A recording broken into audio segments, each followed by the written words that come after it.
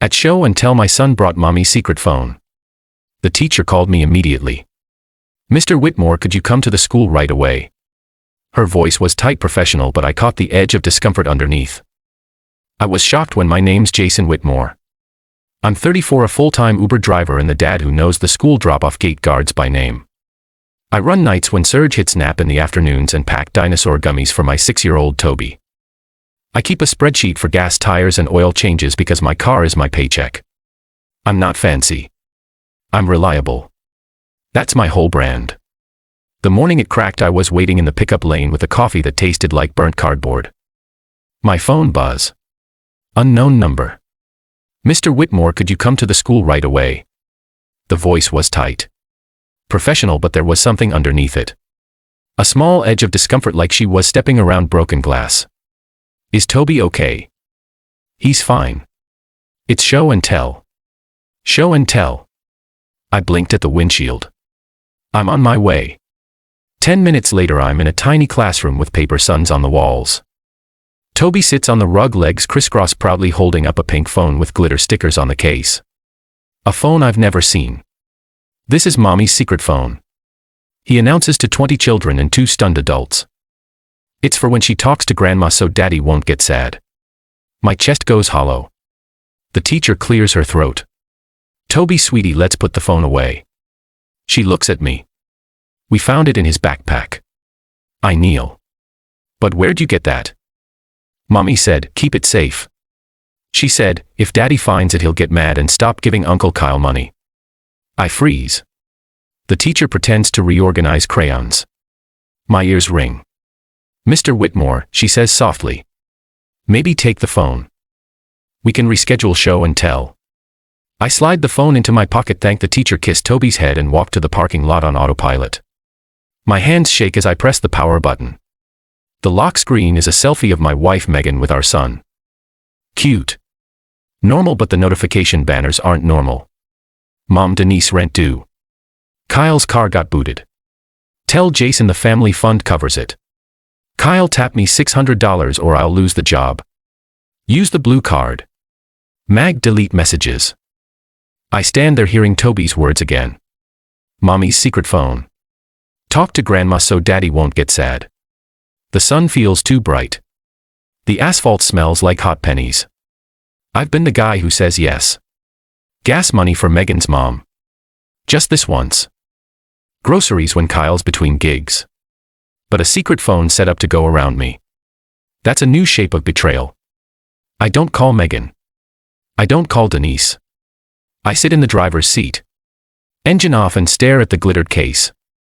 My pulse is a loud, steady drum. I open the messages. The first thread I tap starts with a sentence that changes everything. "Don't tell Jason. He'll shut the cards again." And suddenly I'm wide awake. Before the secret phone, I thought we were stretched but stable. I drove nights. Megan worked days at a salon. We high-fived at the door and passed the kid like a baton. We had a plan. Pay off the last $3,200 on a credit card. Build a cushion. Maybe take Toby to the beach next summer. Nothing fancy, just not drowning. The history, though, the real background goes like this.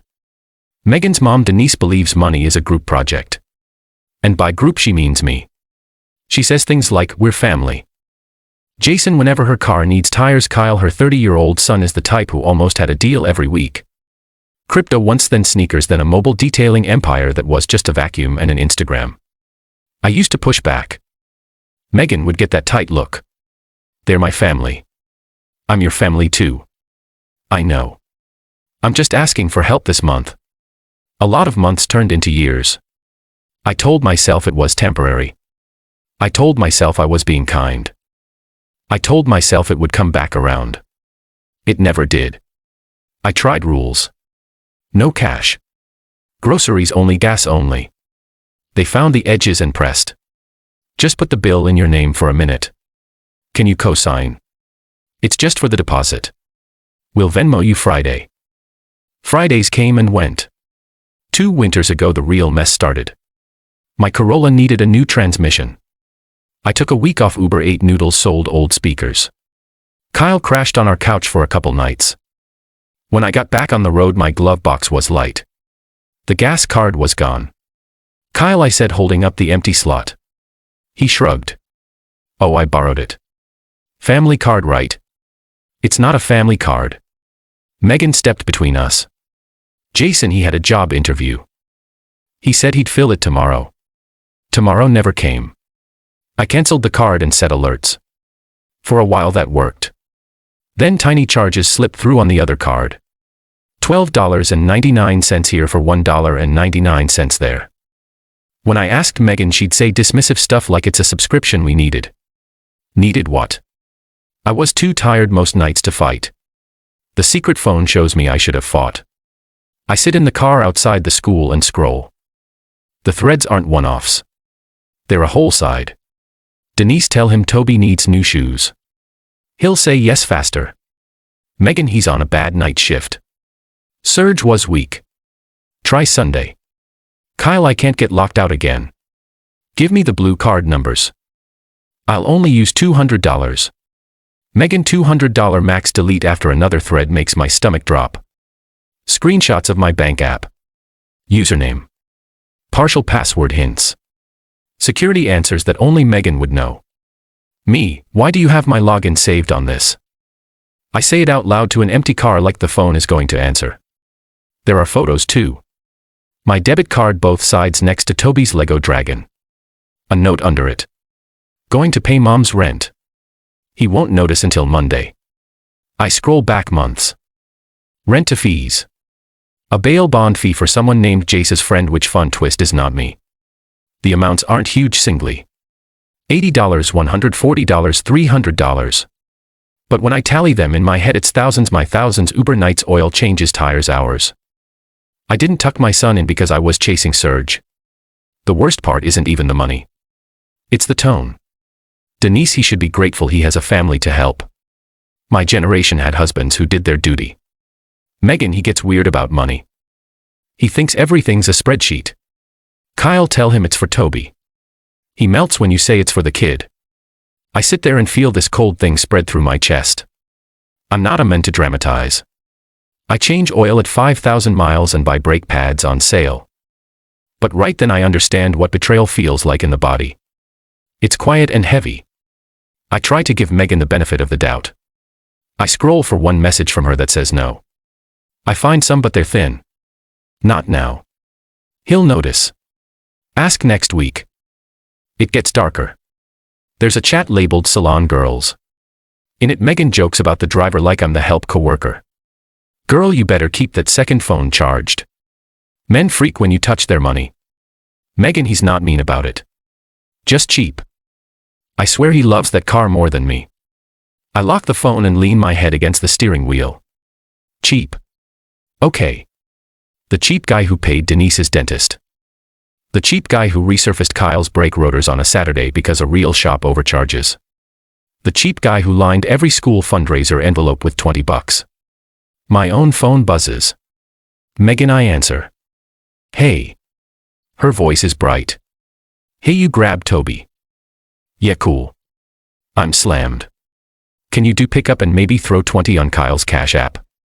His boss is no silence. No what? No more money. She laughs like I told a bad joke. Jason, it's just I have your other phone. More silence. Then a sharp inhale. Where did you? Toby brought it to show and tell. She says nothing for a beat. I can hear salon dryers in the background. A coworker laughs at something. Megan's voice drops. Jason, don't go through that. I already did. Her tone flips to defensive fast. You're invading my privacy. It's my money. It's our kid. It's my cards. You always make it about you. She snaps. This is why I didn't tell you. Mom needed help. Kay needed help. Families help each other. I've been helping for years. Not enough, she says, and she actually sounds offended. You act like you're a saint because you drive people around. You're not the only one who works. There it is. She hangs up before I can answer. My hands are steady now. The ring in my ears fades into a plant-shaped quiet. I pick up Toby, make him a peanut butter sandwich, set him up with a cartoon, and sit at the table with both phones. I start writing down dates, amounts, names, screenshots. I export bank statements. I pull Cash App histories and Zelle receipts. I lay out a map of the drain. By dinner I know the total. $7,940 in 8 months. Not counting the transmission winter, not counting the gas card saga. Just 8 months of slow bleeds, and it's only "and we'll pay you back" Friday. At 8 p.m. there's a bang on the door. It's Denise. She doesn't say hello. Give Megan her phone. She orders, pushing past me like it's her house. "Hi, Denise." She's hysterical at work. "You had no right. That phone is private." I hold it up. "This is a financial device." She rolls her eyes. "You always think you're a banker because you write things down." Behind her shoulder, Kay lurks in a hoodie, eyes sliding around my living room like he's shopping. "Mom," he says, "ask him about the $600. My boss. Not your mom, I say. Not your boss. Not your $600. Denise plants her hands on her hips. "Jason, if you withhold funds from family, that's abuse." I laugh. It's not a nice sound. Abuse. You heard me. Men who control money control their wives. I won't let you do that to my daughter. I look at Toby peeking around the hallway corner. I keep my voice flat. "Get out of my house." Denise's mouth opens and closes like a goldfish. "Excuse me." Out. "We'll talk tomorrow." Kyle mutters something about ungrateful. I shut the door on both of them and stand straight for the first time in months. My heart is calm. My next steps are not complicated.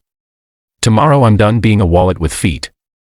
The confrontation happens in the worst possible place. Denise's dining room. Sunday night. Spaghetti steam fogging up the window. Everyone wearing that fake polite mask families put on right before they start yelling. She demanded we come to discuss budget like adults. I said yes because I wanted witnesses. Megan sits at the end of the table, arms crossed, jaw tight. Denise pours herself wine like it's holy water. Kyle is already spinning his keychain. Denise starts. "Jason, you've created a hostile environment around money." I set a folder on the table. "Here's 8 months of transactions." Megan scoffs. "You made a binder." "Wow." "Yep." I slide out the first page. Dates, amounts, recipients, screenshots stapled behind each line. January 14th, $180 to Denise M. labeled gas plus groceries. January 20th, $85 to Kyle M. labeled tools. January 27th, $300 to county clerk for Kyle M. February 3rd, $90 to Denise M. phone bill. February 11th, $400. Denise waves her hand. "We don't need the play-by-play to LVT to impound." I continue for Kyle's Ultima. February 18th, $250 to Bail Now LLC for Jace's friend. Not me. March 1st, $120 to Lux Nails for Mom's treat. Megan slams her fork down. "Okay, enough. You think reading numbers makes you right? You never understand context." The context, I say, is that I worked 63 hours last week and came home to a negative balance because my wife and her family used a secret phone to route charges around me. Denise leans forward. "Don't say her family like we're strangers. We're your family too." I look at Toby's crayon drawing on their fridge. Our 3 stick figures holding hands. The word family in wobbly letters. My throat tightens but my voice stays even. I'm setting boundaries. Kyle laughs. "You boundaries?" "Yes." I slide copies of the screenshots across the table. "Also, Megan, I called the bank. The blue card is closed. The debit cards are reissued. The joint account is separated pending review. Effective tonight. Our household budget is for our household, not outside requests." Megan's face flushes. "You can't just." "I can't." Denise grips her wine glass. "You're punishing all of us because you're insecure about being a driver. That's small." Something clicks for me. The cheap jabs, the jokes in the salon chat, the way they say driver like it's a demotion. I feel anger rise, but it's level, not hot. I make honest money. I say. I pay for my kids' school shoes and the tires that keep strangers safe at 2 a.m. That's not small. Denise snorts. Spare us the speech. Okay, I say. Then facts. I open another sleeve. There's an attempted login to my bank at 2:13 a.m. from Denise's IP address. There's a Cash App to Kyle minutes later. There are texts on the secret phone. I tap the glitter case on the table saying, "Don't tell Jason. He'll shut the cards again." Megan stands up. "Stop calling it secret. It's my privacy." "Your privacy doesn't include my routing number. Mom needed rent." She fires back. "Kyle's car got booted. What was I supposed to do? Let them suffer." I look at her. It lands how different we are right now. "Say no," I say quietly. "Or at least ask me before you say yes with my name." Denise slaps the table. "Enough. Jason, if you're going to be stubborn, then return the funds we fronted you over the years. Remember who watched Toby for free? Remember Thanksgiving? The gift cards?" I stare. "You want to bill me for babysitting your grandson?" She lifts her chin. "We're not rich. Neither am I." I say I'm just tired of being poor on purpose. Carl pushes his chair back. "You think you're better than us because you wear a seatbelt for a living." I exhale through my nose. "I think I'm done funding your emergencies that are really habits." Megan's eyes are bright and hard. "So what? You cut my family off and keep playing hero. That's your plan?" "No." I slide one last paper across. "This is my plan. Separate accounts, written budget. You get your own card. I don't monitor. I get mine. Toby's expenses are paid first. After that, any family help requests come through me and get one answer. No. If that doesn't work for you, we take a break. We figure out custody. I keep the car for work. You keep the salon checks. We stop bleeding." The room goes very quiet. Even the spaghetti stops steaming somehow. Denise is the first to speak. "Over my dead body, are you taking that boy away from his mother?" I didn't say that, I reply. I said we'd figure it out like adults. Megan looks at the papers. She looks at me for a second. I think I see something crack. Fear maybe, but then her mouth hardens. "You're not leaving," she says. "You don't have the guts." I stand. Watch me. The next 48 hours are a blur of practical moves I should have made a year ago. I open a new checking account at a credit union. I switch my Uber deposits. I change every password and enable two-factor with an authenticator app not texts Megan can intercept. I freeze my credit. I put a fraud alert on the bureaus. I buy a small fireproof box and lock up birth certificates, the title to the car passports. I talk to a lawyer at a legal clinic. She listens to the numbers and doesn't flinch. "You're allowed to protect yourself," she says. "You're also allowed to say no to adults who should manage their own lives." She emails me a template for a financial separation agreement and a simple parenting schedule that prioritizes Toby's school routine. When I get home, Megan is waiting at the kitchen table. The secret phone is in front of her like a talisman. "You embarrass me at my mother's house," she says. "I brought receipts." "You like humiliating me." I shake my head. "I like feeding our kid and sleeping at night." She crosses her arms. "Mom says you're trying to isolate me." "I'm trying to stop giving money to a grown man who can't keep a job and a grown woman who calls babysitting a billable service." Megan's eyes flick to the phone. "You took Toby to school in a stained t-shirt this morning." "Yeah," I say, "because I'm driving doubles and doing laundry between shifts since I'm down $1,000 to your brother's tow fees." Her jaw works, then she goes for the wound. "You're not a real man if you can't provide for your wife's family." I let that sit between us. "I'm exactly a real man," I say. "I provide for my son and I'm asking my wife to stop stealing from me." She flinches. "Don't say that word." "What word?" "Stealing." "It wasn't stealing. You took my card numbers. You gave them to other people. That's stealing." She looks down. For a long time she doesn't speak. When she does, her voice is small. I felt trapped. "They text me all day. Help me. We're short. You know Jason has money. I thought if I handled it for them you wouldn't have to deal with it. You made sure I wouldn't deal with it by hiding it." Tears fill her eyes. "They're my family." "I know." I'm surprised my voice is gentle. They're not our bank. That night I sleep on the couch. The house is too quiet without a fight, which feels worse somehow. In the morning Megan asks, "Are you leaving?" I'm taking a week at Mike's place. Mike's a fellow driver with a spare room and a slow snore. We need space. And Toby will split the week. I printed a schedule.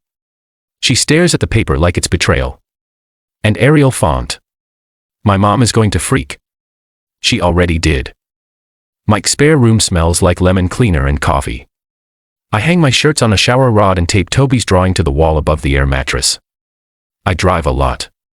Lake Bars Airport runs quiet couples who Venmo me $5 tips with hearts in the notes. I make $1,100 in 5 days. I fix a tail light for $18 at the junkyard. Small wins. My body unclenches. Meanwhile, the group chat in Denise land lights up like a dumpster fire. Screenshots find their way to me. Megan's coworker sends them because she's sick of the drama. Denise, he abducted my grandson. Megan, he took a week to be petty. Kyle, tell him I'll pay him back after my new job starts. Random aunt. Men are supposed to provide. I don't respond. I buy Toby a cheap kite and we spend my afternoon off in a windy field making it crash and fly. He laughs so hard he hiccups.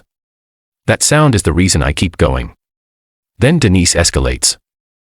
She shows up at my pickup spot at school and tries to unbuckle Toby from my car. I put my hand on the door frame and keep my voice level. Denise, stop.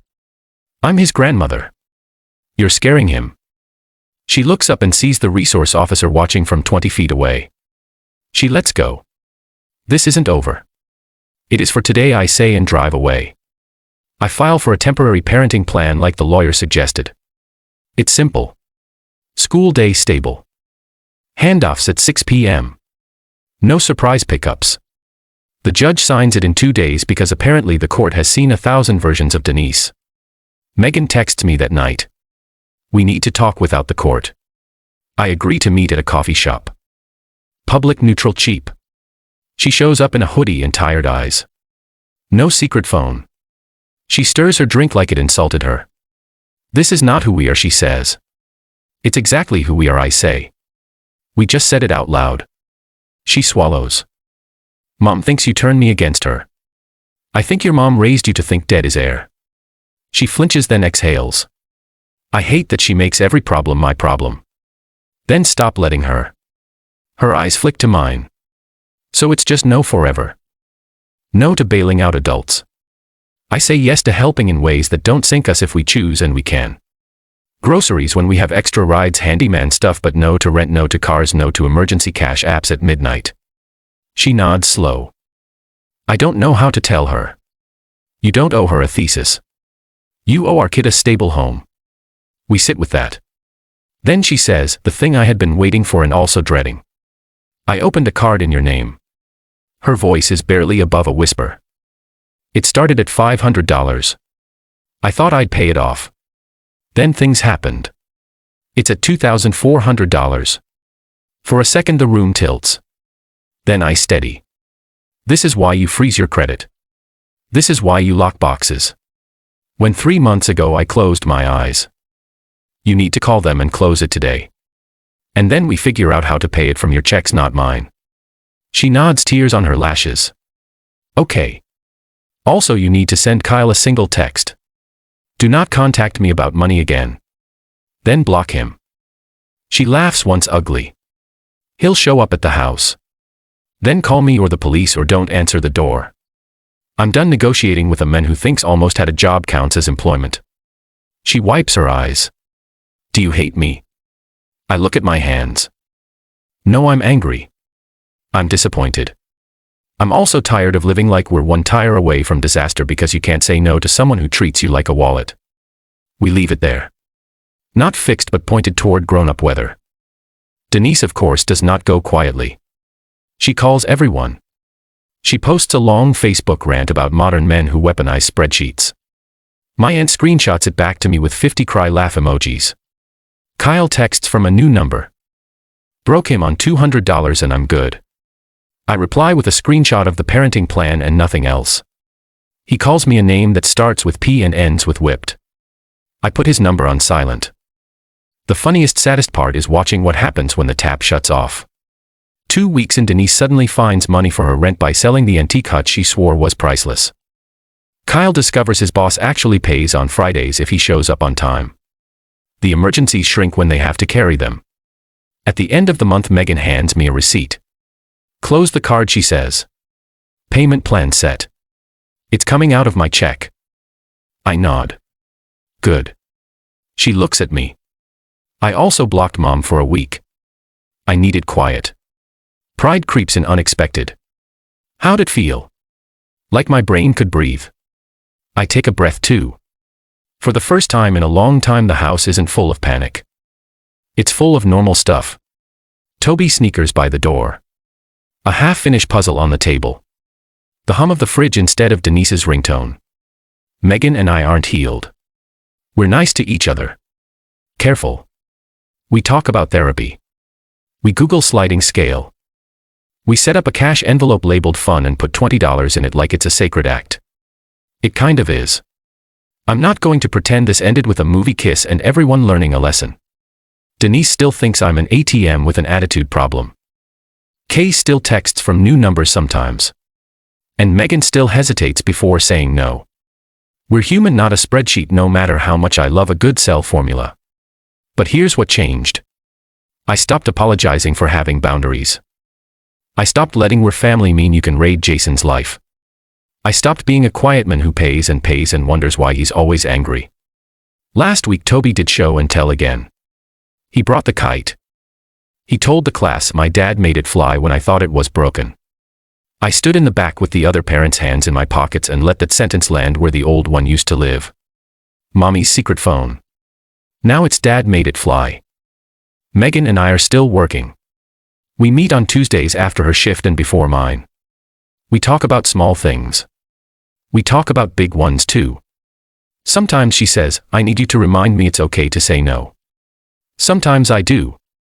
Sometimes I ask for the reminder myself because guilt is sneaky and kind people are easy targets. Denise tried one more stunt. She texted Megan, Christmas is at my place. Everyone ships in $300. Megan typed, we're not participating this year. We'll do a small one at home. She showed me the screen with shaking hands. I said, good job. We made cocoa that night and watched a movie on the couch. Lights off, tree crooked, kid asleep between us. It felt like wealth. The money is still tight. Tires aren't cheap and neither is rent. But the math finally adds up because it's our math, not theirs. If you need the moral written out plain, here it is. From one tire driver to anyone who needs it. You are not a bad person for refusing to be a wallet with legs. You are not cruel for protecting the roof over your kid's head from adults who won't protect their own. Love doesn't mean unlimited access to your bank account.